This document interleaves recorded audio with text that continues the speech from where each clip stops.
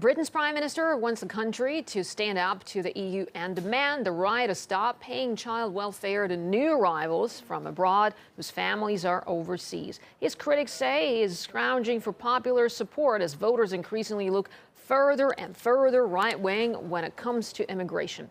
Now we can talk live to RT's Sarah Firth, who's in London, who's got more on this. Hello to you, Sarah. Well, it seems like David Cameron's coming under fire from a lot of corners these days for his comments. So why is there such a fuss over this issue? Well, he indicated over the weekend that Britain may seek a cap on EU migrants, saying that the UK also needs to look carefully at the way that migrants can claim benefits.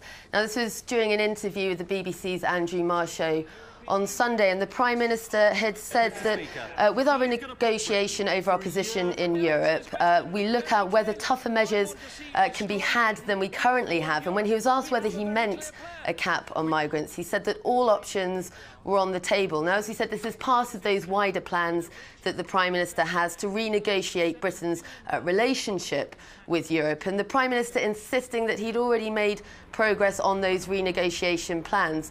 He came under some ridicule on Twitter from the UKIP leader, Nigel Farage, who said, "David Cameron seems to be trying to sound like me. The difference is that I believe what I say." Now, of course, it might cause some confusion amongst the public, and it's felt by many that the Conservative Party line on immigration has been somewhat confused. Of course, you've had the borders opening up to Bulgaria and Romania at the beginning of the year, and so possibly a bit of confusion over the Prime Minister's strong words over what his plans for the future are with that renegotiation. And of course, the big question is, because you've got a huge couple of years coming up, you've got local elections this year, you've got the general election in 2015, and then we want to see this renegotiation ahead of the referendum vote in 2017.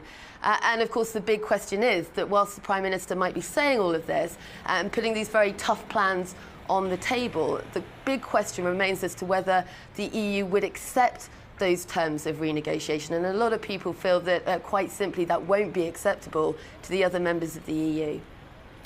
Right, Sarah, thanks so much for explaining things for us here. Sarah Firth reporting from London.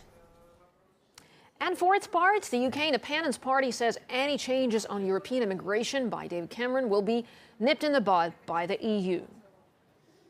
Unfortunately, he's desperately struggling to find a political solution to the problems of immigration, where he is losing in the polls, and he is now seeing the Labour Party's leader also beginning to try and find solutions to the problem of immigration. We've had mass open-door immigration in the United Kingdom over the past decade. It's had problems on schools, hospitals, infrastructure, and pushing down wages in the country.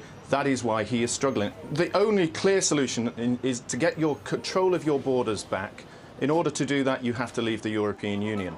If he wants to make the changes that he suggested, he has to actually get treaty changes and agreement from other countries. And they've already had the European Commission in the form of Barroso who said that won't happen.